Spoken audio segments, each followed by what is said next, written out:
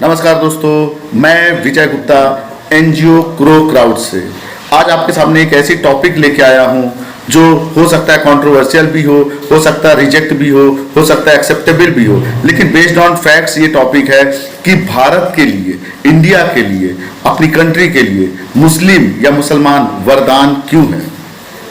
सबसे पहले अगर हम इस बात को देखें तो सबसे पहली बात आती है कि भारत का धार्मिक इतिहास क्या रहा है।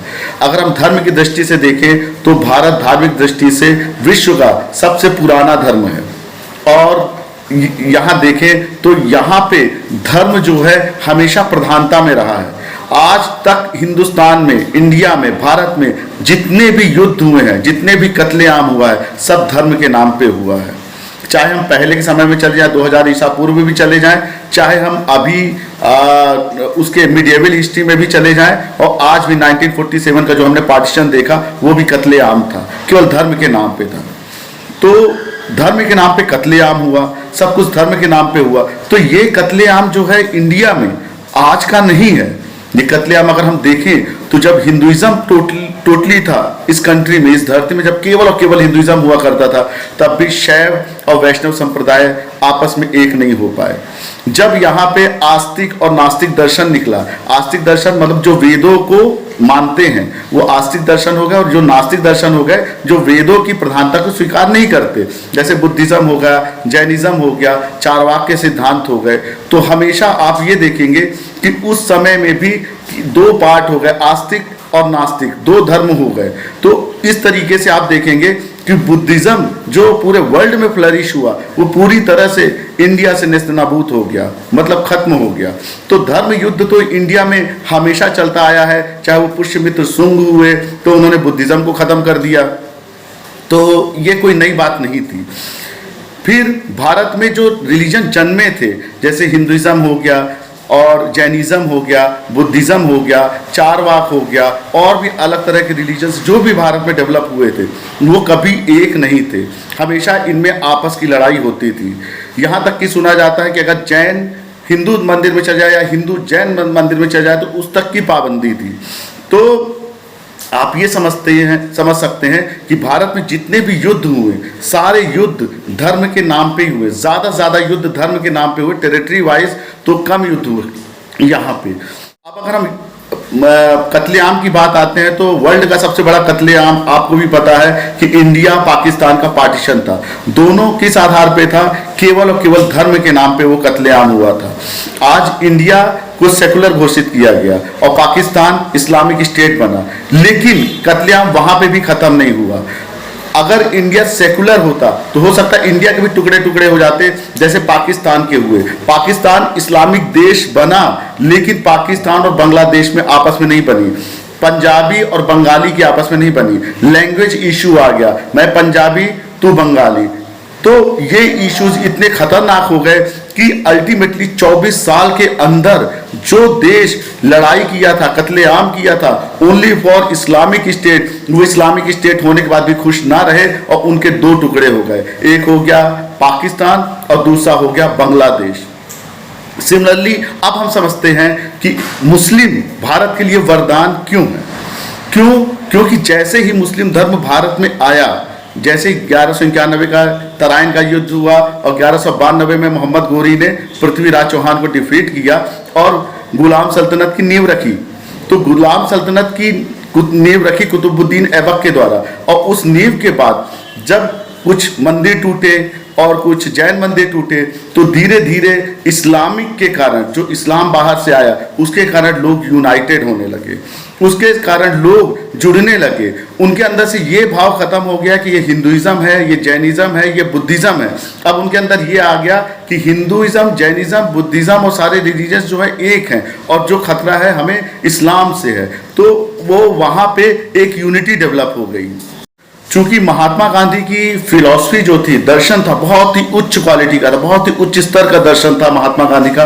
तो महात्मा गांधी ये चीज समझ चुके थे कि भारत में अगर हम सेकुलरिज्म नहीं लाएंगे और हिंदुइज्म को अगर हम नेशन का राष्ट्र धर्म घोषित कर देंगे तो भारत के भी टुकड़े टुकड़े हो जाएंगे, जो बाद में देखा गया कि पाकिस्तान के टुकड़े हो गए बांग्लादेश और पाकिस्तान बनने के कारण। तो बड़े बड़े विद्वान, बड़े बड़े जैसे कॉन्स्टिट्यूशन हमारा डॉक्टर भीमराव अंबेडकर साहब ने लिखा है, तो सब समझ गए, बड़े बड़े जो फिलोसफर थे, बड़े बड़े दर्शन शास्त्री थे, बड़े बड़े पॉलिटिशियंस थे, ये समझ चुके थे कि इंडिया को अगर हम सेकुलर नहीं करते और इंडिया को अगर सेकुलरिज्म में नहीं रखते तो ये आपस में ही टूट जाएंगे। जैसा कि हम जानते हैं कि हिंदुइज्म की, अगर हम अकेले हिंदुइज्म की बात करें तो हम बात करेंगे कि ब्राह्मण, क्षत्रिय, वैश्य, शूद्र, ये जातियों में इतना डिफरेंस है, इतना डिफरेंस है कि अगर आप किसी ऐसे एरिया पे जाइए जहां पे केवल हिंदुइज्म रहता है, जहां पे केवल हिंदुइज्म की ही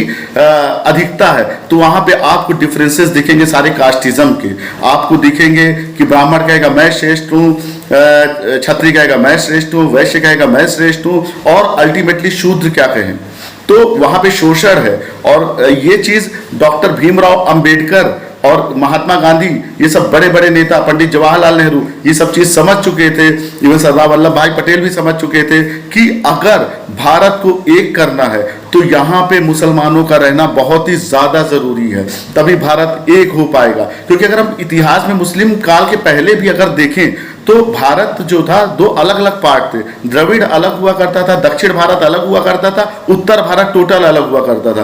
कहते 526 रियासतें थी, 526 रियासतें हुआ करती थी। और जब ये मुस्लिम भारत में इन्वेड किए, जब मुसलमान भारत में आए तो इन्होंने सबको एक किया, और उसके बाद अंग्रेजों ने तो पूरे भारत को ही यूनिफाइड कर दिया। इंडिया, पाकिस्तान, बांग्लादेश, बर्मा, भूटान, नेपाल, सबको मिला के इंडिया बना के उन्होंने फिर धीरे धीरे करके इसके पार्टीशन होते गए, और अल्टीमेटली इंडिया जो आप अभी देख रहे हैं वो आया।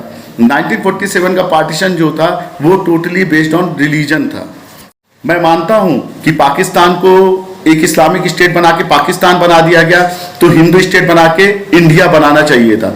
लेकिन अल्टीमेटली आप ये देखिए कि डेवलपमेंट की दृष्टि से पूरा विश्व क्या है, अर्थ की तरफ देखता है। आर्थिक दृष्टि से कौन सबसे ज्यादा मजबूत है, तो आज पूरा विश्व भारत की तरफ देख रहा है। ये केवल क्यों हुआ, क्योंकि हमने अपने स्टेट को रिलीजन वाइज स्टेट डिक्लेयर ही नहीं किया, हमने इसको सेकुलर वाइज डिक्लेयर किया। आप सोचिए कि अगर इंडिया में केवल हिंदुइज्म को स्टेट रिलीजन बना दिया जाता तो क्या होता। हिंदुइज्म अगर स्टेट रिलीजन बन जाता तो दक्षिण और उत्तर का कल्चर टोटली डिफरेंट है, हर जगह के भगवान भी डिफरेंट है। दक्षिण में अगर आप जाएंगे तो मुरुगन स्वामी पूजे जाते हैं, उत्तर में जाएंगे तो शिव भगवान पूजे जाते हैं। जैसे जैसे आप ईस्ट में जाएंगे तो वहाँ पे काली और शक्ति पूजा होती है, वेस्ट में जाएंगे तो आपको गणेश पूजा मिलेगी। तो भारत जो है डिफरेंट कल्चर, मतलब इतनी सारी लैंग्वेजेस हैं, इतने सारे कल्चर्स हैं, सब टोटली डिफरेंट है। लेकिन ये यूनाइटेड किस कारण है,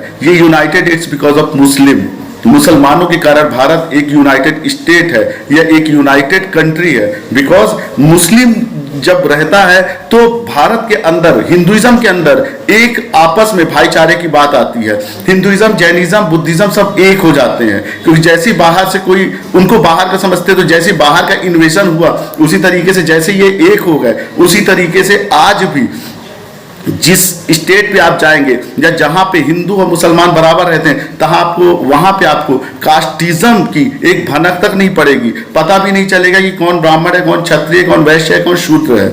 लेकिन जहां पे केवल हिंदुइज्म रह रहा है तो वहां पे आपको डिफरेंसेस समझ में आएंगे। और आप आज भी देख सकते हैं कि यूपी का एरिया, मध्य प्रदेश का एरिया जो यूपी से टच है, बिहार का एरिया, झारखंड का एरिया, ये पूरा का पूरा यहाँ पे चुनाव भी कास्टिज्म पे होता है। आज हमारे भारत का सबसे बड़ा दुर्भाग्य ये है, हमारी इंडिया पहले भी सोने की चिड़िया थी, आज भी सोने की चिड़िया हो सकती है और होगी, लेकिन सबसे बड़ा दुर्भाग्य ये है कि हमारे यहाँ जब भी चुनाव होता है तो हम कभी भी कैंडिडेट को नहीं देखते, हम साइंस को नहीं देखते, हम विज्ञान को नहीं देखते, हम टेक्नोलॉजी को नहीं देखते, हम अपने पड़ोसी को नहीं देखते कि हमारा पड़ोसी चुनाव लड़ रहा है, हम अपने बंदे को नहीं देखते, हम देखते हैं कास्टिज्म, हम देखते हैं हम टेक्नोलॉजी इग्नोर कर देते हैं, हम साइंस इग्नोर कर देते हैं, हम डेवलपमेंट इग्नोर कर देते हैं, और हम देखते हैं रिलीजनिज्म। तो ये सबसे बड़ा दुर्भाग्य है। और ये दुर्भाग्य उसके बाद भी है जब हमने इसको टोटली सेकुलर स्टेट डेवलप किया, सेकुलर स्टेट बना दिया। अगर ये टोटली हिंदू स्टेट होता तो अब क्या होता आप बताइए। अगर ये टोटली हिंदू स्टेट होता तो पश्चिम, पूरब, उत्तर और दक्षिण सारे अलग होते, ब्राह्मण, क्षत्रिय, वैश्य, शूद्र सारे अलग होते, हिंदुइज्म, जैनिज्म, सिखिज्म, बुद्धिज्म सारे अलग होने की डिमांड करते। आज मैं जो भी बोल रहा हूं तर्क के साथ बोल रहा हूं कि इंडिया को यूनाइट करने वाला, इंडिया को यूनाइटेड नेशन बनाने वाला, इंडिया के डेवलपमेंट में एक सेकुलरिज्म लाने वाला वो मुस्लिम ही है। मुसलमान के आने के कारण, मुसलमान की प्रेजेंस के कारण एक यूनिटी है और एक डेवलपमेंट है कंट्री का, और उनका भी बहुत ज़्यादा योगदान है। अगर हम भारत की बात करें तो भारत में प्रत्येक मुसलमान का भी बहुत ज़्यादा योगदान है कंट्री को डेवलप करने में, क्योंकि जो वो काम देखते हैं, मैकेनिकल काम देखते हैं, टेलरिंग का काम देखते हैं, और भी कई जो आर्ट के रिलेटेड काम होते हैं उसमें बहुत ही निपुण होते हैं। तो आज डेवलपमेंट जो होता है हर एक इंडिविजुअल के कारण होता है। कहते हैं ना कि हर कंट्री के डेवलपमेंट में आदमी का भी उतना महत्व है जितना औरत का महत्व है। तो दोनों को अगर बराबर वैल्यू देते हैं, जिस कंट्रीज ने मैन एंड वुमेन में फर्क समझा है, आज उसका हश्र देखिए। आज वो हिस्ट्री की टॉप कंट्रीज आज वर्स्ट स्टेज में है बिकॉज ऑफ दिस डिफरेंसेस। और आज हिस्ट्री की जो कंट्रीज जिन्होंने सिविलाइजेशन ही डेवलप किया 1700 1800 के आसपास, कोलंबस ने अमेरिका की खोज की 1492 में। उस समय कोलंबस ने अमेरिका की खोज की, तब उन्होंने रेड इंडियंस कहा क्योंकि वो इंडिया खोजने गए थे। और आज हम अमेरिका की बात करते हैं, अमेरिका जिसका सिविलाइजेशन 1700 में चालू हुआ, आज वो वर्ल्ड की रिचेस्ट कंट्री है और हर बंदा अमेरिका में रहना चाहता, क्योंकि हर बंदा उसी डायरेक्शन में देखना चाहता है जहां पे एक फ्रीडम भी हो, जहां पे आपको नरिश करने का एक प्लेटफॉर्म भी मिले, और जहां पे रिलीजन वाज धार्मिक कोई डिफरेंसेस ना हो, कास्टिज्म ना हो, और जहां पे ग्रो करने के चांसेस हो। जो अमीर कंट्री है, तो आज सभी लंदन, न्यूयॉर्क, पेरिस जाना चाहते हैं। क्यों जाना चाहते हैं? क्योंकि वहां पे एक प्लेटफॉर्म मिलता है, क्योंकि वहां पे ये सब चीजों से ऊपर उठ के दूसरी साइंस और टेक्नोलॉजी की बात की जाती है। इसीलिए मैं रिक्वेस्ट करूंगा सभी से कि जब भी चुनाव हो तो ना आप कास्टिज्म देखिए, ना आप रिलीजनलिज्म देखिए, ना आप ये क्षेत्रवाद देखिए। आप तो देखिए कि कौन विज्ञान दे रहा है, कौन टेक्नोलॉजी दे रहा है, कौन साइंस दे रहा है, कौन हमारे बच्चों को पढ़ा रहा है जिससे हमारी डेवलपमेंट हो।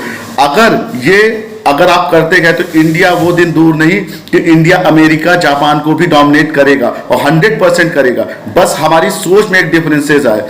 हम सेकुलर थे, सेकुलर हैं और सेकुलर ही रहेंगे। और यहाँ पे चाहे किसी भी धर्म का हो, हिंदू, मुस्लिम, सिख, ईसाई, सभी की एक भागीदारी है।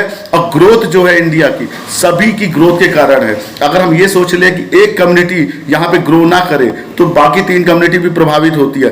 किसान प्रभावित होता है तो व्यापारी भी प्रभावित होता है, पॉलिटिशियन भी प्रभावित होता है, पूरी कंट्री प्रभावित होती है। तो एक बंदा प्रभावित होता है, चाहे सिखिज्म प्रभावित हो, चाहे हिंदुइज्म प्रभावित हो, चाहे जैनिज्म, चाहे बुद्धिज्म, चाहे इस्लाम, तो सभी प्रभावित होते हैं। तो मेरा ये टॉपिक लेने का मतलब ये था कि हम एक हार्मोनी डेवलप करें, हम आपस में एक भाईचारा डेवलप करें, और हम एक ऐसा माहौल डेवलप करें जहाँ पे हम विज्ञान की बात करें। धर्म की बात तो हम टोटली छोड़ दें, कास्टिज्म की बात तो हम टोटली छोड़ दें। हम केवल धर्म की बात कभी ना करें। हम टेक्नोलॉजी की बात करें, साइंस की बात करें, और विज्ञान से हम कहीं पे भी पहुंच सकते हैं, किसी तरीके से भी पहुंच सकते हैं। आज आप देखिए इजराइल कब बना था, और आज देखिए पूरे वर्ल्ड को डोमिनेट करता है इजराइल की मिसाइल, इजराइल के जासूस।